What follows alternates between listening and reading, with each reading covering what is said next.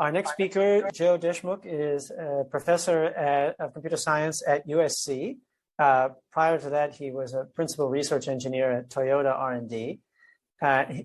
Joe's interests are in a broad area of analysis, design, security and trustworthiness, and synthesis too of cyber-physical systems, particularly those that use machine learning and AI-based components.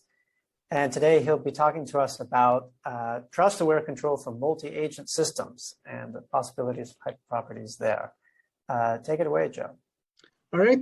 Sorry, everyone, for the technical difficulties. And let me start my talk by saying my trust in the two-screen setup and Zoom is now significantly lower than what it used to be.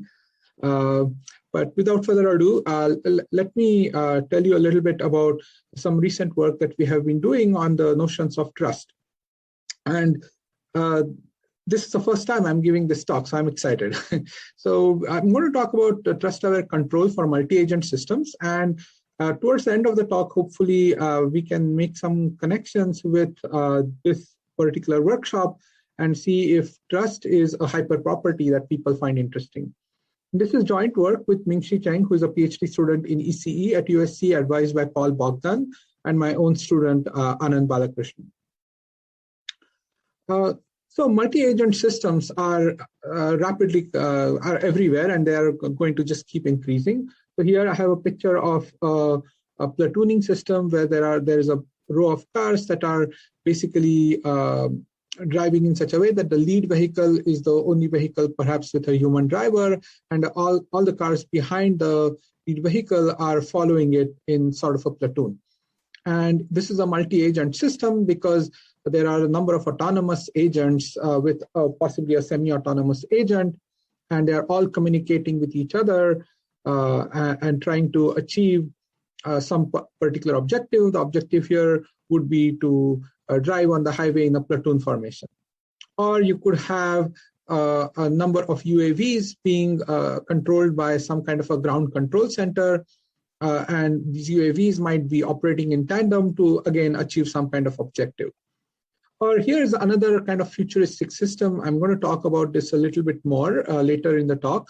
This is an example of an autonomous intersection manager, where the future vision is to have intersections with no traffic lights, and hopefully cars, as they approach the intersection, can send requests to the intersection manager, and then the intersection manager can schedule the cars to pass through the intersection without, hopefully, most of the cars never having to stop or slow down. So there are all these kind of multi-agent systems that we see all around us, but one kind of a question that we have is, how can we reason about their safety or their performance, right? So just let's drill down a little bit. So multi-agent systems, we have a number of agents that are assumed to be autonomous, and we can think of these systems as a setting where these agents report their state or state of other agents to some kind of a central controller or a distributed controller. And the controller basically receives observations from agents, and it might give a sequence of commands to the agents. And we can further assume that the controller perhaps has some limited visibility where it can observe the actions of some agent, for example, within some bounded area. Now, if everyone is trustworthy, all the agents are doing what the controller asks them to do, they are reporting everything correctly, then the assumption is that all agents can safely achieve the objective. So we are kind of going to start at a point where we assume that somebody has already solved a problem of coordination or cooperation among these multiple agents with a suitably defined protocol that makes sure that if everybody behaves, then there is a solution and all the agents can safely achieve their objective. Okay. However, where this breaks down is if some of the agents start being untrustworthy. And I want to clarify what I mean by untrustworthy here.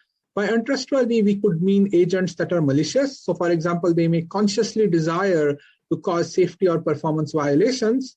I mean, they could just be, it could be a terrorist activity, or there could be a person who's deciding to just wreak havoc out of pure malice, right? Or there could be agents that are untrustworthy because their sensors or actuators are malfunctioning. The sensor might think that it is at a particular location within the map, but the car might actually be at a different location. Or the controller might give the agent some command follow, but because the actuator of the agent is malfunctioning, the agent may not be able to follow that command faithfully. Other sources of untrustworthiness could come from the uncertainty in the environment. There could be unreliability in the communication, there could be packet drops, or there could be some environmental conditions that cause communication to be somehow unreliable, or it could even be compromised. There could be, for example, a man-in-the-middle attack who's intercepting the packets that the cars are sending to the controller, or agents are sending to the controller, corrupting them, and basically making things difficult for the agents that are trying to collaborate. The main theme that is common in all these different kinds of untrustworthy agents is that untrustworthiness leads to uncertainty.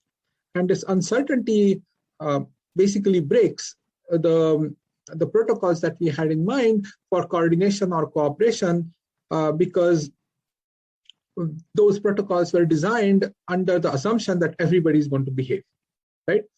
So what's the problem definition that we are looking at? The problem definition is how can agents safely achieve their objectives when some are untrustworthy? And this problem has been looked at in a lot of detail by various communities. The security community has focused on this problem more from the perspective of malicious agents or compromised communication. The verification community has looked at this problem by focusing on the pessimistic uncertainty of the environment. So assuming that the environment can do things like drop packets or create some kind of a stochastic noise in the sensors or actuators, can we still verify the correct behavior of this multi-agent system? The resilience fault tolerance community has also looked at this problem more from the perspective of, can we have continued operation of this kind of effectively distributed multi-agent system in the presence of malfunctioning agents? And then there is lots of work in distributed systems community on various kinds of fault tolerance, assuming various kind of fault models like Byzantine faults and so on. One of the things that, again, I see is common in many of these approaches is they have a pretty pessimistic view of agents or environments. We basically want to kind of show that this multi-agent system breaks because of pessimism. I mean, we have a very pessimistic view that agents can, if they can go wrong, they will go wrong. Or if the environment can corrupt packets, it will corrupt packets, and so on. Pessimism is fine if we want to have very nice verification papers. But the problem with pessimism is that pessimistic assumptions can severely degrade system performance. If you assume the worst kind of pessimistic model, then it's perhaps impossible to generate any controller that makes your system behave correctly, right? So what is a more reasonable assumption? And why is pessimism bad? So the reason is that agents may not always be good or bad. For example, faults could be periodic, they could be transient, they could be unpredictable. All agents may not be equal.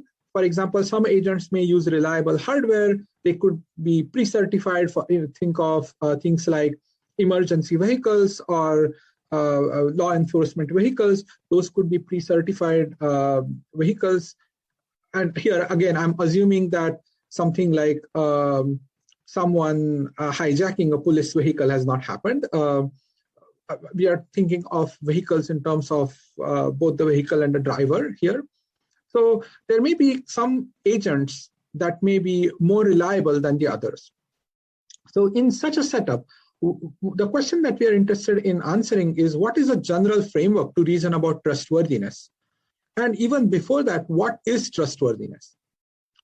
So trustworthiness has appeared as a term, as trust, in various different fields.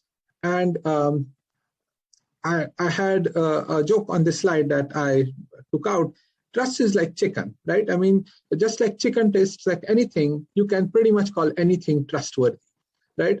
So if you look at the domain of trustworthy computing, things like reliability, safety, security, privacy, availability, usability, they have all been kind of included as things that lead to trustworthiness in your computing system. If you look at the world of trustworthy AI, things like accuracy, robustness, fairness, accountability, transparency, interpretability or explainability, or the system being aware of the ethics or ethical concerns is also called trustworthy. So what really is trustworthiness? And in the domain of multi-agent systems, we have looked at, people have looked at the notions of trust. For example, there's a pretty old paper, 1998 is now pretty old, but which says that trust is the subjective probability that individual A expects individual B to perform an action on which B's welfare depends. So here trust is defined in terms of the ability to delegate. And what's very interesting here is this paper says that if the deepest, when we have the deepest trust in a certain system, we don't have any need to monitor that system. It's like we trust it so much that monitoring it would be showing our distrust in that system. It's an interesting epistemic logic, but this is it's probably difficult to apply in the domain of multi-agent control. There are other notions of trust, for example, trust quantification for network CPS, where trustworthiness is qualitatively measured in terms of the perceptions of ability, benevolence, and integrity of the system. Again, difficult to apply in a computational setting. And then finally, there's some more recent work on trust-based route planning, where trustworthiness is measured by humans rating the controller or the AI performance. And this is a fairly common notion in the world of human-robot interaction, where people often use things like the Likert scale to measure how much do I trust a particular system. So again, it's more of human belief in trustworthiness of the system than something that we can quantify or measure.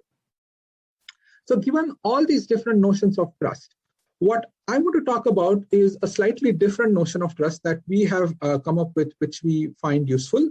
And I would like to call this the notion of humanistic trust. It's a model of trust inspired by how humans trust each other. And then basically, I'm going to show how this notion of trust has a nice mapping in the world of epistemic logic. So I'm going to do a brief review of Dempster-Schaeffer theory and subjective logic, which is an epistemic logic for belief, on which our notion of trust is based.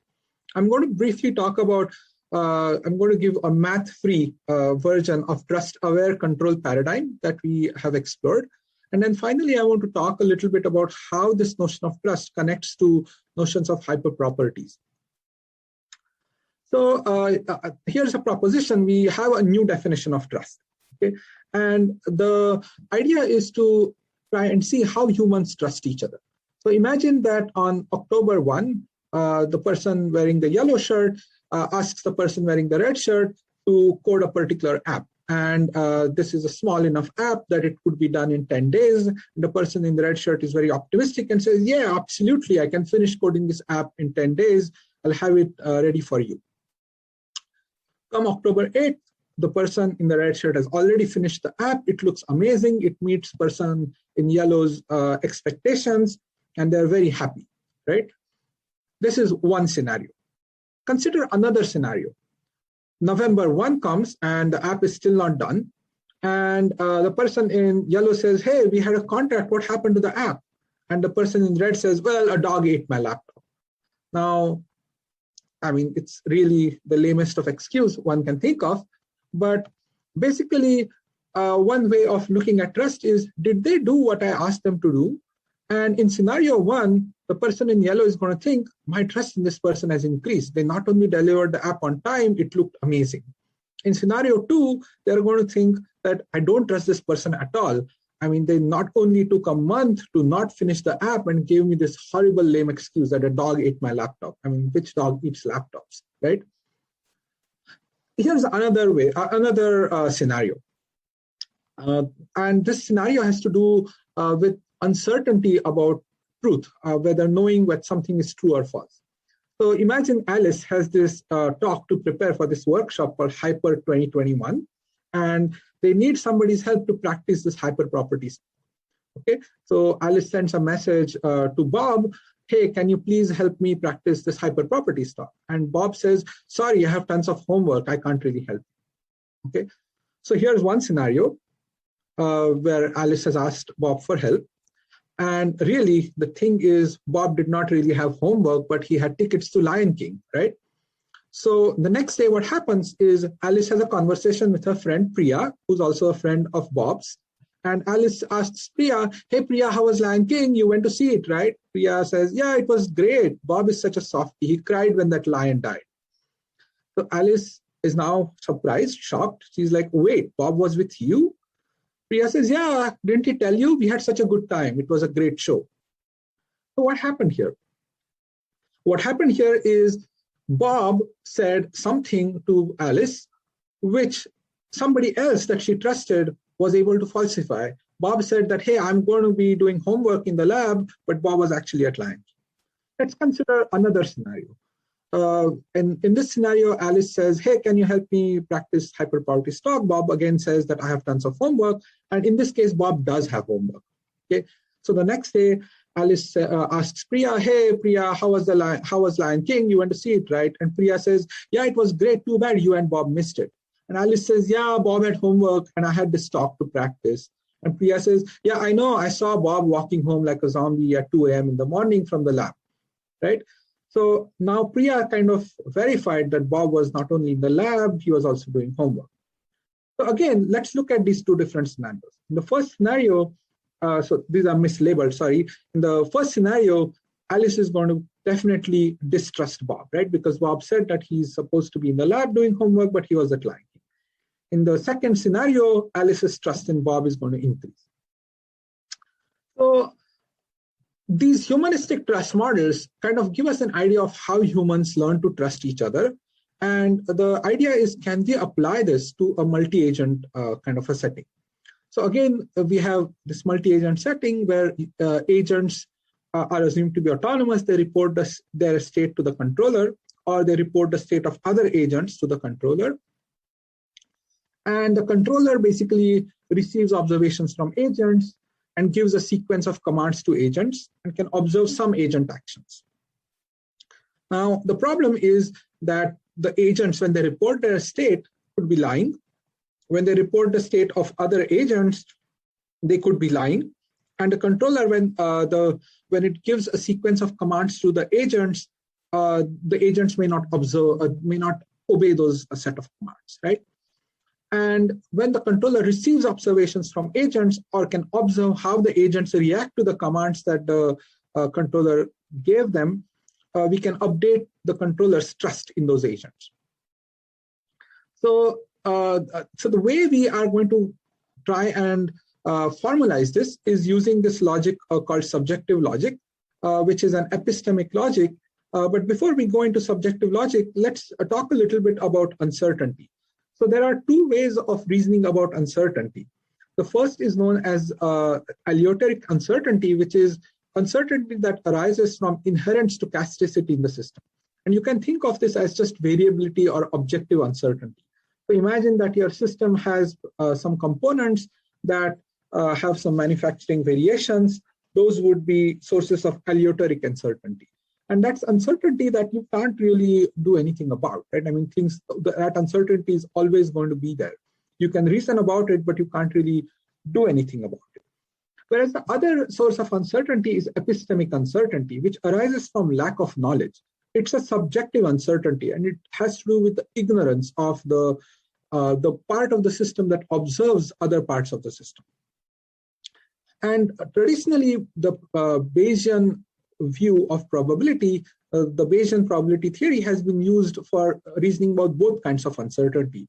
And that kind of causes problems because not knowing something is not the same thing as knowing its probability, right? So Dempster-Shafer theory was one of the first theories that tried to reason about uncertainty from the perspective of evidence. And in Dempster-Shafer theory, the idea is instead of assigning probability to events, you try to assign probability to sets of events. So each fact has a degree of support between 0 and 1. 0 means that the fact has no support, and 1 means the fact has full support. And a belief in the truth of a proposition P and its negation, not P, may not sum up to 1 because you may not know anything about the proposition, right? And both belief values can be 0 because you may not have evidence for either P or not P.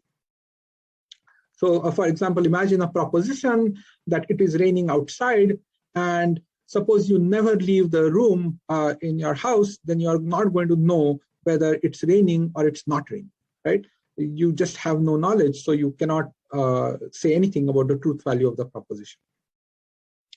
So in Dempster-Shafer theory, you basically have what's known as the frame of discernment. And basically this frame of discernment is a set of conclusions, theta 1 through theta k. And in DST, what you do is you assign a belief mass M to each subset A of this of the power set of the set of conclusions. So you're going to try and assign belief to how much do I believe in these set of conclusions being true. Okay, so these are some of the axioms of Dempster-Shafer theory. So again, given a set of conclusions, theta 1 through theta k, let's assume A is some subset of the power set. So it's some subset containing some set of conclusions. Then basically, if you sum over all the subsets of the power set of theta, then if you sum the belief masses of each of the subsets, then you get 1. The belief mass for an empty set, so having no conclusion, is going to be 0. And if your set of evidences is non-zero, then your belief mass for that set of evidences is going to be between 0 and 1. And then Dempster-Shafer theory basically defines things like belief, plausibility, and disbelief.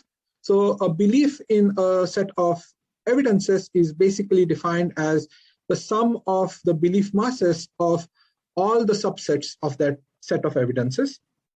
Plausibility is basically defined as the sum over all subsets which have a non-zero intersection with A.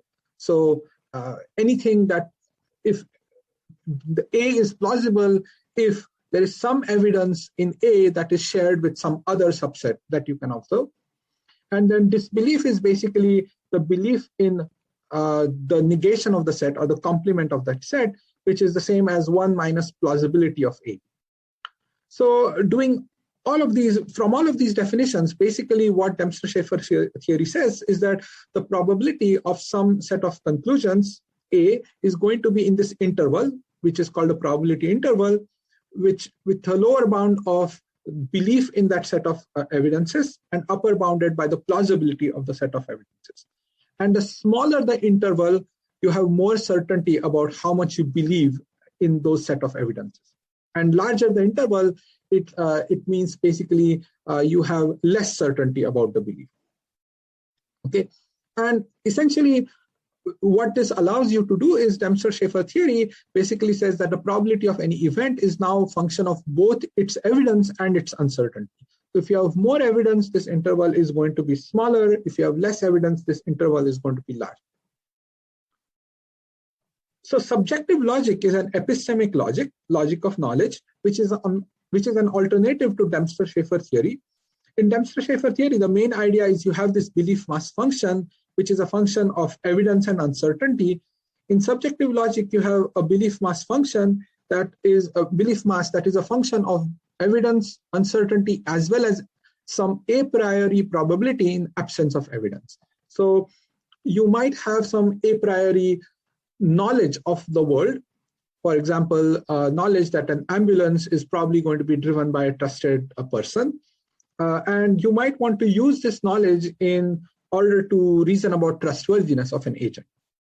And one common thing in both Dempster-Shafer theory and subjective logic is they allow you to fuse beliefs or combine evidence from different sources.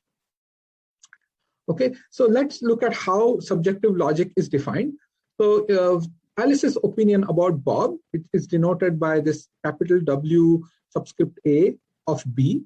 And this opinion about Bob is basically a four-tuple, which consists of Alice's belief in Bob, Alice's disbelief in Bob, Alice's uncertainty about Bob, and some quantity known as the base rate, okay, which I'm going to explain in a bit. Okay, you can view the belief, disbelief, and uncertainty as probabilities of how much Alice trusts Bob. And because they are probabilities, if you add the belief, disbelief, and you're going to get 1. Okay, and trustworthiness, how much Alice trusts Bob, can basically be expressed as the sum of Alice's belief in Bob plus how much Alice is uncertain about Bob times the base rate. So imagine that Alice has no evidence about Bob's trustworthiness, then belief is going to be 0.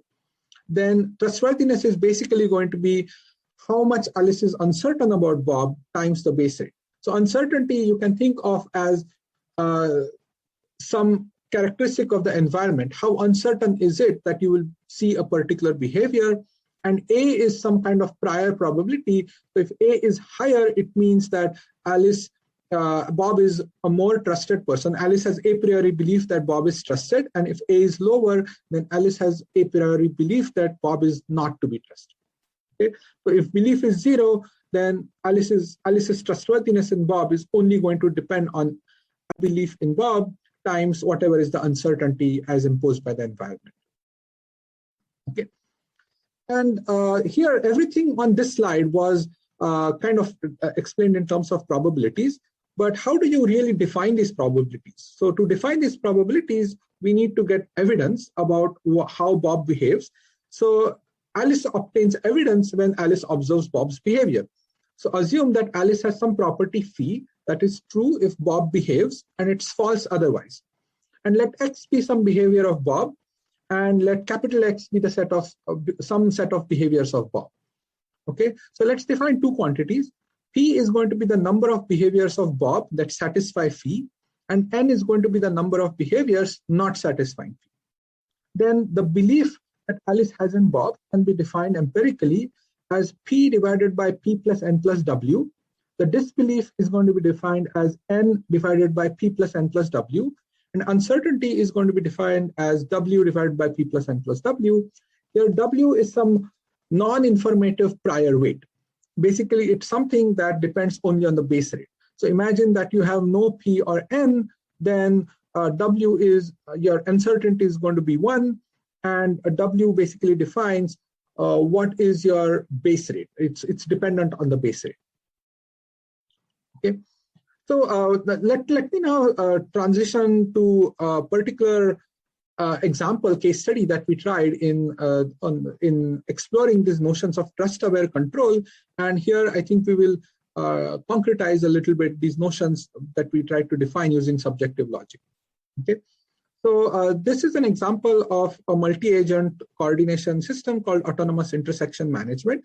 The first papers on this were written well over 10 years ago. And the idea is the following, that you have some intersection. As cars approach the intersection, they request use of the intersection. So the car is going to tell the intersection manager that here's my current position. This is the speed with which I am traveling.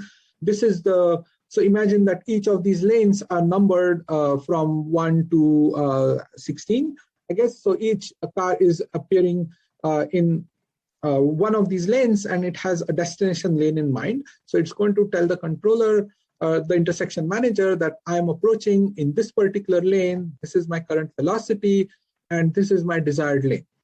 And what the intersection manager is going to do is it's going to get these requests for reservation, and then it's going to do a simulation of possible trajectories of all the cars that are approaching the intersection. And based on that, it's going to pick a schedule that does not lead to any collisions. So maybe the intersection manager decides that these green cells in the intersection are the ones that should be used. So these green cells basically define some kind of a space-time buffer for the cars to use. So it's going to say that, okay, blue car that's approaching from the north and trying to go towards west, you get to use this top left green corner, in this particular time interval, and it's your responsibility to make sure that you pass through the green cell at that time. Okay, or the car that's approaching from the west and trying to go to the east, that car gets these 4 cells as a buffer to use. And similarly, the car that's approaching from the south trying to go towards east again gets this 1 corner cell. And meanwhile, it tells the purple cars to basically just wait for their turn. So maybe they have to wait till the intersection is clear of cars. Okay. One of the fundamental assumptions that AIM makes is that these cars are either autonomous or semi-autonomous. So these commands that are given to the cars are going to be followed by the software that operates on the cars. And it's further assumed that the cars are going to strictly follow the commands, right? So if I specify a particular space-time buffer for the car is going to be using that particular space-time buffer.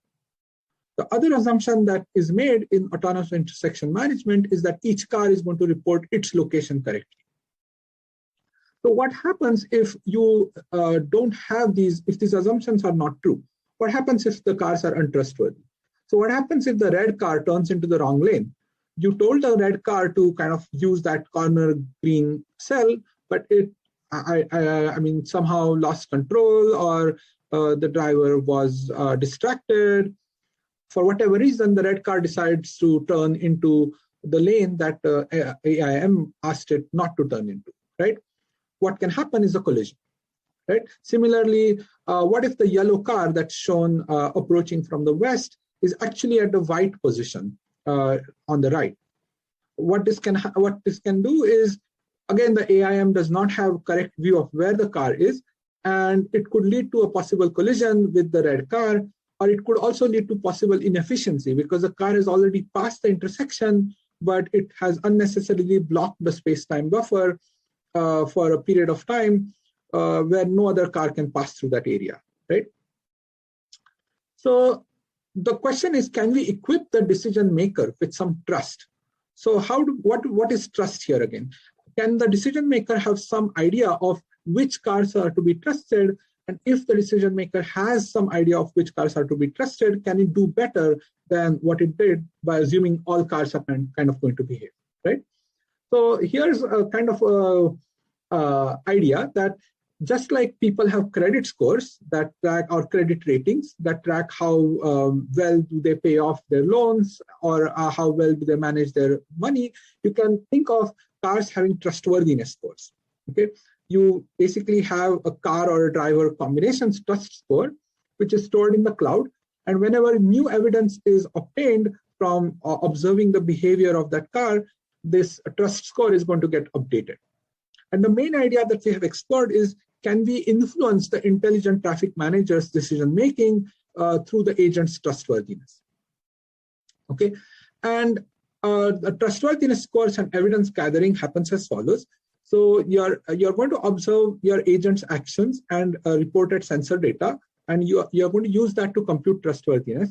And trustworthiness notions, as I mentioned before, are going to be inspired by human interaction, right? So if you do not safely follow the instructions from the controller, you are going to be less trustworthy. If you report false data, you're going to be less trustworthy. Again, if you are reported as less trustworthy by other trusted humans or agents, you're going to be less trustworthy. And the issue with evidence, or rather one thing I want to highlight about evidence gathering is evidences can be either obtained directly by observing the actions of the agent, or they could be obtained indirectly, basically by somebody else reporting on your actions, right? And now you have these different sources of information coming in. So you have different sources for evidences, and you want to fuse these evidences together to have one evidence or one notion of trustworthiness of the car. So in subjective logic, this is addressed by defining a number of fusion operators. And I'm going to first kind of give a math overview of what these fusion operators look like, and then I'm going to tell you specifically how they work in our AIM setting. Okay, so there's a cumulative fusion operator that basically computes a long-term opinion of Alice by combining her short-term opinion about Bob, obtained by observing Bob's actions, and Alice's long-term opinion about Bob. Then you have another discounting operator, which is circle times, which computes short-term opinion of Bob by combining Priya's short-term opinion about Bob, obtained basically by Priya observing Bob, along with Alice's opinion about Priya. Okay, and then you can have an average fusion operator which computes short-term opinion of Bob by Alice by combining Alice's short-term opinion about Bob, obtained by both Alice and Priya observing Bob, and Priya's short-term opinion about Bob, again obtained by both Alice and Priya observing Bob.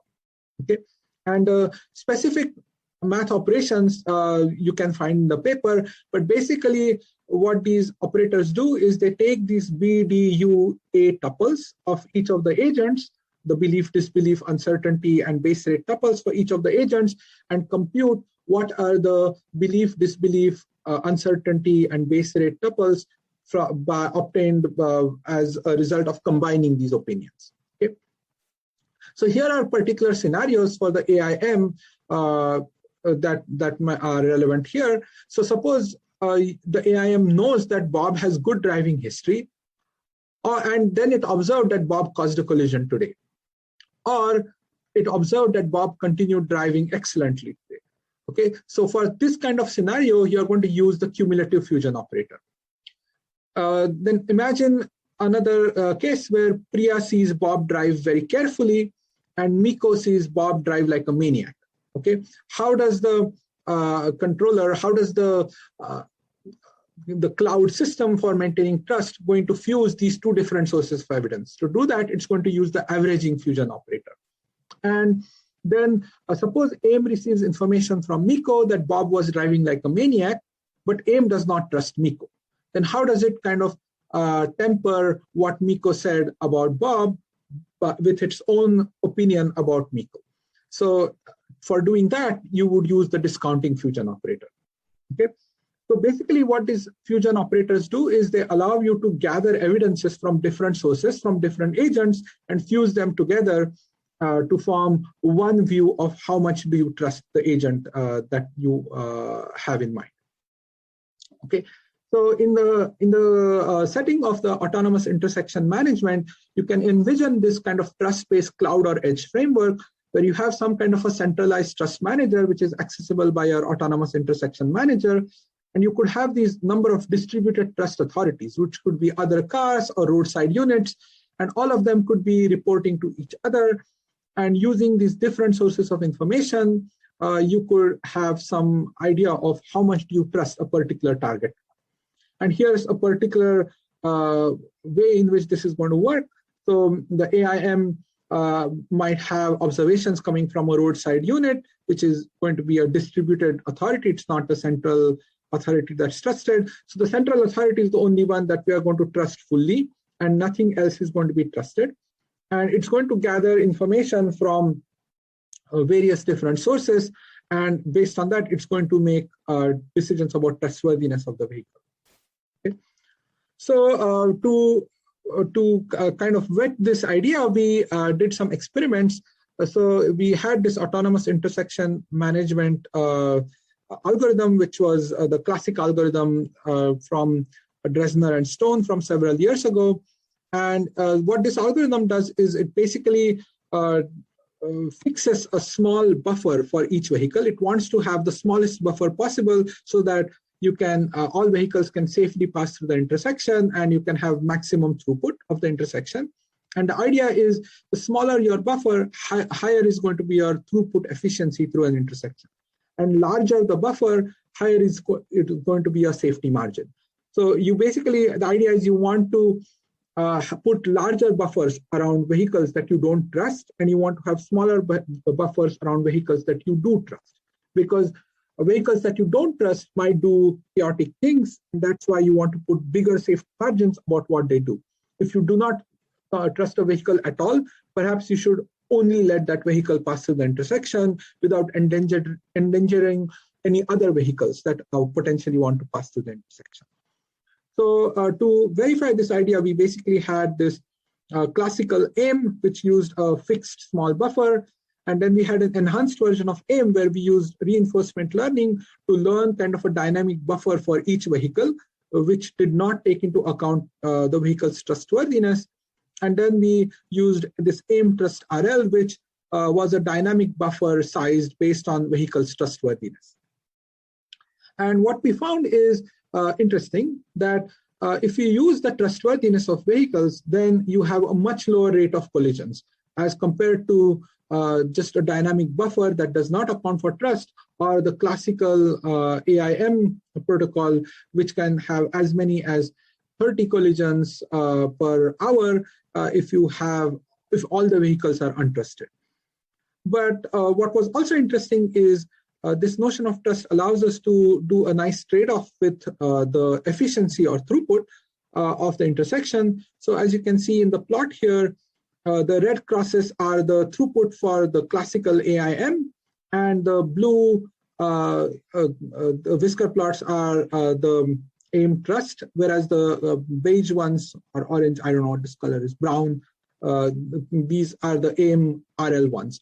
So what this shows is that naturally the throughput of AIM trust is going to be a little smaller than AIM RL, because AIM trust is going to account for trustworthiness, and it's going to reduce the throughput to make sure that safety is met.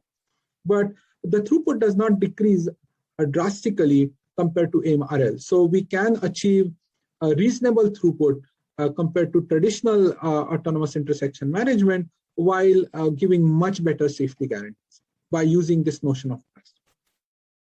Okay. We also applied this trust-aware control paradigm to other scenarios. So we had one where we applied this to traffic light control. We applied it to AIM, of course, but we have another paper under review where we have applied this to pedestrian avoidance, where the idea is you want to have notions of trust in your perception modules. So for example, you might be using a convolutional neural net to detect pedestrians, and based on that, you might want the car to stop, very similar to the automatic emergency braking example that Sanjit had in his talk. So here, if we directly use the controller, if your CNN really sucks at identifying pedestrians, then what can happen is this kind of morbid case where the car actually runs into the pedestrian. And in this particular scenario was interesting because what happens is the pedestrian is kind of occluded behind this bus stop for some frames, and then as the car comes close, the pedestrian suddenly walks in front of the car, right? And if we have no notion of trust in our control algorithm, then the car will crash into the pedestrian. But if we have a notion of trust, then knowing that our CNN does not do a very good job of recognizing pedestrians who could be partially occluded, we can take a more conservative action and stop or slow down, and that kind of leads to the accident being avoided.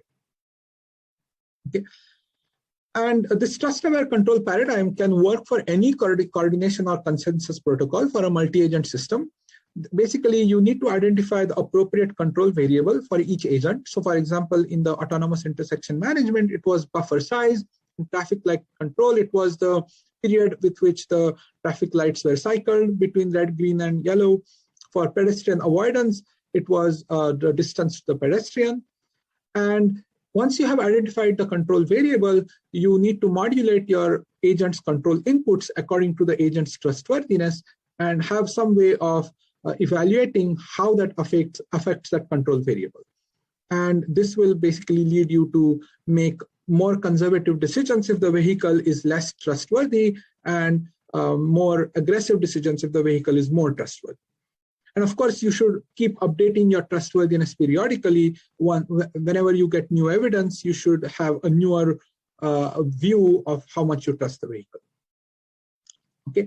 We also applied this to the problem of attack detection. And here we had this cooperative adaptive cruise control platoon where vehicles were equipped with V2V or V2X communication. And as I mentioned, there are a number of different attacks possible in these kind of vehicle platoons. You could have jamming attacks, we could have data injection attacks or sensor manipulation attacks. And in trust-based attack detection, we showed that we can basically detect acceleration injection attacks. So here you have a centralized trust manager A, which is the head vehicle, and you could have distributed trust vehicles, which are X0 through X3, and target vehicles are again X0 to X3. You can either evaluate trust in a single pass where basically each predecessor is allowed to inspect a successor, or you could evaluate them bidirectionally, where vehicles inspect each other. The specific details are not that important, but the main point is the positive behaviors are those behaviors that keep the inter-vehicle space that you want. They keep the speed of the platoon in a desired range, and they do not have abrupt changes in acceleration. And what we were able to do is we tracked the trust that vehicles had in each other, and we had a single directional attacker that was injecting acceleration. It was basically randomly accelerating, and the sinusoidal wave is the acceleration pattern that the vehicles were supposed to follow. And the fuzziness that you see on some of the plots are kind of attacks that some of the vehicles are injecting. And what we saw is that the fuzziness on the sine waves are things that we could track using our trust-based framework. So basically, the vehicles that our framework identified as low trustworthy vehicles were indeed the ones that were causing the attack. So we can also detect real-time attacks by using notions of trust in vehicles. Okay, so hopefully I've kind of given you a flavor of what trust means here and how we can reason about trust to do control or attack detection in multi-agent systems. So let me talk a little bit about how I think trust is connected to hyperproperties. Sorry to butt in, Joe, but if you could just wrap up in like a minute or something, so we're kind of running over. Thanks. Okay, yeah, so it should be done in about a minute, yeah. So imagine that an agent model B that includes some faults, and imagine asking the question, are there Y more behaviors of B that satisfy phi than those that do not satisfy phi? Or imagine asking the question, is the probability of B satisfying phi more than the probability of B satisfying not phi, or the environment having no information about B? Trustworthiness can basically be modeled as a hyperproperty in many ways. You can model trustworthiness as a quantitative hyperproperty, because basically the way we are measuring trust is we are comparing the number of positive evidences to the number of negative evidences. And we can define good behavior or the evidence by some property. In our framework, we are mostly using STL. So essentially, this view of trust models trustworthiness as a quantitative hyperproperty, where you are counting the number of things that satisfy phi and comparing to the number of things that do not satisfy phi. Or you can view trustworthiness as a hyperphysical property, or maybe the PH or PHL property as Bernd was presenting, where we could compare the probabilities of agent executions under different models of agent visibility and use those to kind of count for belief or disbelief. Attack detectability is also a hyperproperty, and I'm going to skip over this slide in the interest of time, but basically you can express whether an attack is detectable using hyper-STL. And I believe that we can also relate attack detectability to trustworthiness of an agent, which kind of opens up some interesting challenge problems. So just to kind of summarize, if you view trustworthiness as a hyperproperty, then there are a number of open problems. So given a white box agent, can we verify if it is trustworthy? This is basically the model checking problem. Given a white box model of the controller and stochastic agents, can we design controllers that guarantee safety of our performance, which is basically the synthesis problem. And here again, safety or performance with respect to trustworthiness for agents. Given black box models, can we design controllers that give probabilistic guarantees with respect to trustworthiness? Again, statistical verification on a model-free synthesis problem. And can we do runtime monitoring and mitigation in a trust-aware fashion, which is a runtime monitoring problem? So that's all I had today. And I'm happy to take any questions. Thanks, Joe. Any quick questions from anyone? I have a quick question. Mm-hmm. So, Joe, there seems to be a connection with the work on reputation systems. both in terms of like borrowing ideas from there, also as an application. Can you comment on that?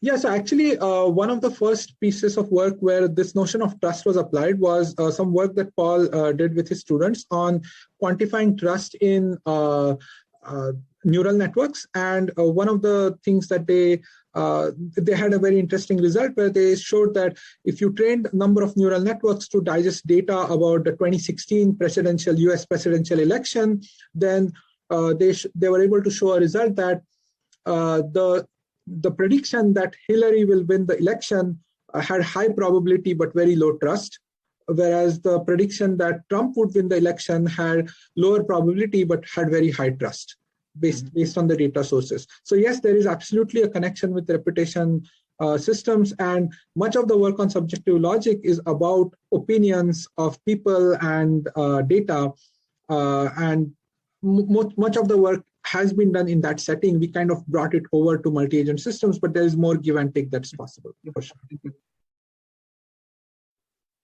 All right, thank you, Joe.